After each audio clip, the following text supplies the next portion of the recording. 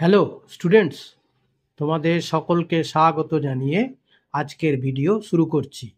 আজকের ভিডিওর বিষয় ষষ্ঠ শ্রেণী গণিত অধ্যায় 20। তাহলে সেই অধ্যায়ের শুরু করার আগে আমি তোমাদের এখানে বৃত্ত সম্পর্কীয় অধ্যায়, তো সেই জন্য আগে সমস্ত বৃত্ত কাকে বলে তার সমস্ত অংশ সেগুলো সম্বন্ধে আগে ডেফিনেশন দিয়ে বুঝিয়ে তারপরে অঙ্ক করব। ঠিক আছে, তাহলে চলো বেশি দেরি না করে ভিডিওটি শুরু করা যাক। প্রথমে বলা হয়েছে বৃত্ত কাকে বলে। একটি নির্দিষ্ট বিন্দু থেকে সর্বদা সমান দূরত্ব বজায় রেখে ওই বিন্দুর চারিদিকে অঙ্কিত বক্ররেখাকে বৃত্ত বলে। বৃত্ত একটি আবদ্ধ বক্ররেখা।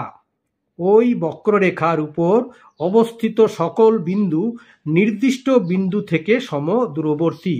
এখানে আমি একটি ছবি এঁকে বুঝিয়ে দেওয়ার চেষ্টা করেছি। দেখো, এই যে অঙ্কিত বক্ররেখা, এই যে নির্দিষ্ট বিন্দু ও, তাহলে ও থেকে সমান দূরত্বে অবস্থিত সকল বিন্দু, এখানে এই বৃত্তের পরিধির উপরে অবস্থিত সকল বিন্দু থেকে এই কেন্দ্র সমদূরবর্তিত। তাহলে এটা একটা বৃত্ত ছবি এঁকে দেখিয়ে দিয়েছি, যার কেন্দ্রবিন্দু হচ্ছে ও।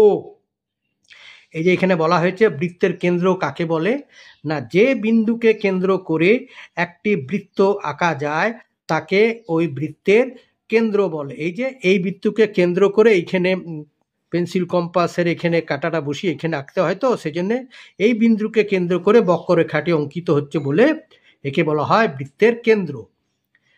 নেক্সট হচ্ছে বৃত্তের পরিধি।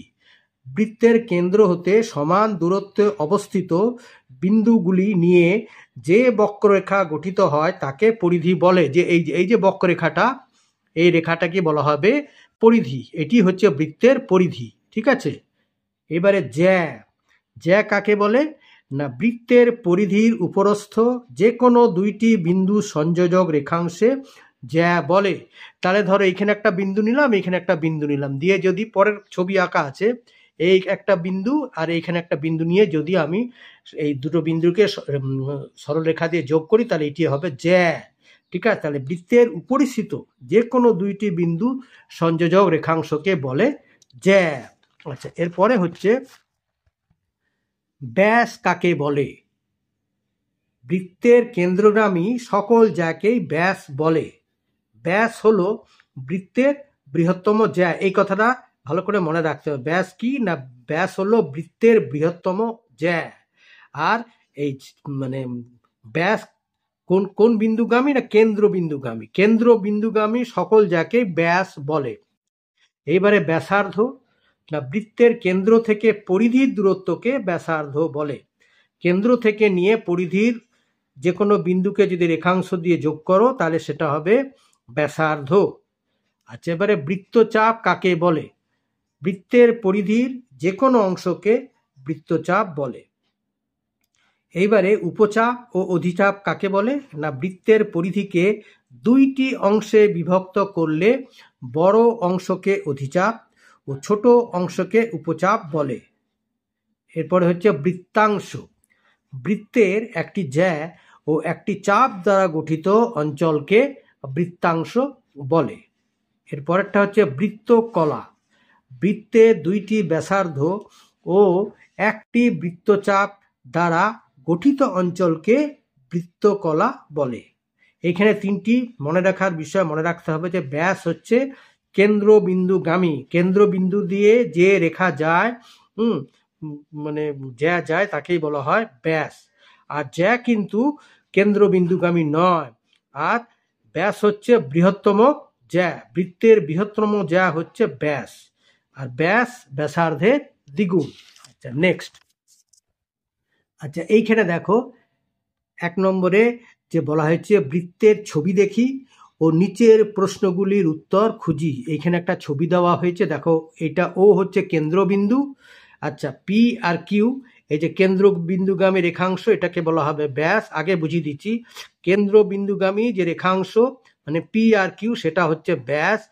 আর কেন্দ্রবিন্দু নয় পরিধিস্থ যে কোনো বিন্দু দুটি সংযোজক রেখাংশকে জ্যা বলে। মানে এম বিন্দু আর এন বিন্দু যোগ করলে যে রেখাংশ হয় তাকে বলা হয় জ্যা। আর এই যে ধরো এই যে ও এস, ও আর, ও কিউ, ওপি, এগুলো এবার কেন্দ্র থেকে পরিধির উপর বিন্দুগুলোকে যদি যোগ করা সেগুলো হচ্ছে ব্যাসার্ধ।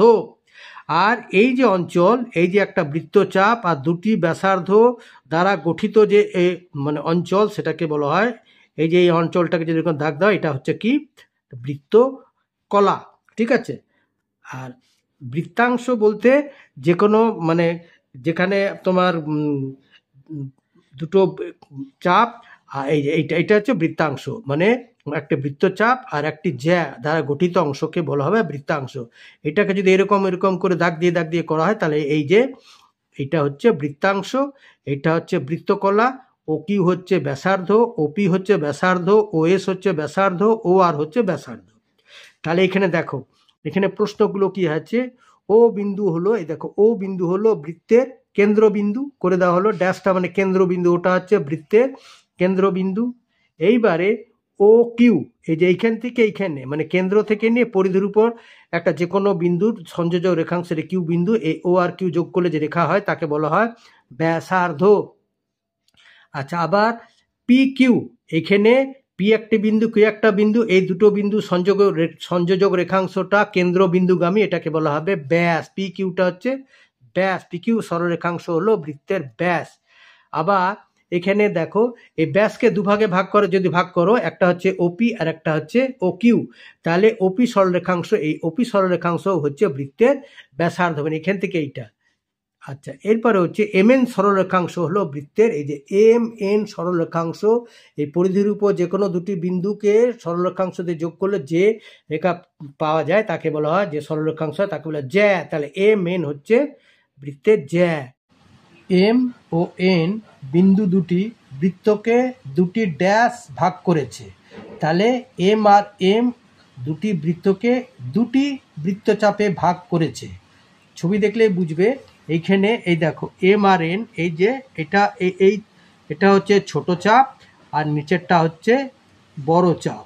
তাহলে এই ছোট চাপটাকে বলা হয় উপচাপ আর এটাকে বলা হয় অধিচাপ, ঠিক আছে। বড়টিকে বলা হয় অধিচাপ। আবার বলে দিচ্ছি, এম আর এন দিয়ে যে ছোট চাপ সেটাকে বলা হয় উপচাপ আর এটাকে বলা হয় অধিচাপ। আচ্ছা, তারপরে হচ্ছে এস আর বৃত্তচাপ, এসও ও আরও ব্যাসার্ধ দ্বারা সীমাবদ্ধ বৃত্তাকার ক্ষেত্রের অংশ হলো ড্যাশটা হচ্ছে বৃত্তকলা। তাহলে এইখানে দেখো এই যে এস ও আর এটা হচ্ছে আর ও, এই দুটো হচ্ছে ব্যাসার্ধ আর এইটা হচ্ছে বৃত্তচাপ, এসআর বৃত্তচাপ। তাহলে এই যে এসআর, এসও আর এখানে হচ্ছে আরও দ্বারা গঠিত অঞ্চলকে বলা হয় বৃত্তকলা, ঠিক আছে। আচ্ছা, এরপরে বলা হয়েছে 2 নম্বরে ঠিক বাক্যের পাশে রাইট চিহ্ন ও ভুল বাক্যের পাশে ক্রস চিহ্ন, কাটা চিহ্ন বসাই। তাহলে দেখো এতে বলা হয়েছে বৃত্তের সব ব্যাসই জ্যা, এটা মানে সঠিক, কারেক্ট। কেন দেখো, মানে জ্যা মানে কি হচ্ছে, যেটা হচ্ছে পরিধির উপরিস্থিত দুটি বিন্দুর সংযোজক রেখাংশ। ব্যাসটাও কিন্তু দুটি বৃত্তের উপরে সংযোজক রেখাংশ, তফাৎটা হলো এই যে ব্যাস হচ্ছে কেন্দ্র, সর্বদাই কেন্দ্রবিন্দুগামী, অন্যান্যগুলো কেন্দ্রবিন্দুগামী নয়, জ্যা কেন্দ্রবিন্দুগামী নয়, কিন্তু ব্যাস ও জ্যা হলেও মানে জ্যা এবং এটা কেন্দ্রবিন্দুগামী, ঠিক আছে। আচ্ছা, নাম্বার বি এ বলা হচ্ছে বৃত্তের সব জ্যা বৃত্তের ব্যাস, এটা ক্রস, কারণ ওই যে আমি আগে বললাম জ্যা কেন্দ্রবিন্দুগামী নয়, তাই সব জ্যাই বৃত্তের ব্যাস নয়, ঠিক আছে। এরপরে হচ্ছে বৃত্তের ব্যাসের দৈর্ঘ্য বৃত্তের ব্যাসার্ধের দৈর্ঘ্যের দ্বিগুণ, এটা হচ্ছে রাইট। হ্যাঁ, বৃত্তের ব্যাস হচ্ছে 2 গুণিত ব্যাসার্ধ, মানে ব্যাসার্ধের দ্বিগুণ।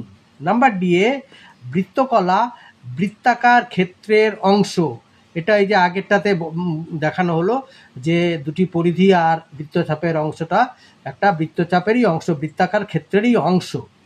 আচ্ছা, নাম্বার ই বৃত্তচাপ বৃত্তের অংশ, এটাও সঠিক, রাইট। নাম্বার এফ এ বৃত্তের কেন্দ্র বৃত্তাকার ক্ষেত্রের একটি নির্দিষ্ট বিন্দু, এটা বলা হয়েছে ঠিকই যে একটা নির্দিষ্ট বিন্দু দিয়েই তো একটা বৃত্ত অঙ্কন করা যায়, তাহলে বৃত্তাকার কেন্দ্রে যে নির্দিষ্ট বিন্দু সেটা একটা অংশ, বৃত্তেরই অংশ, বৃত্তের কেন্দ্র একটা নির্দিষ্ট বিন্দু।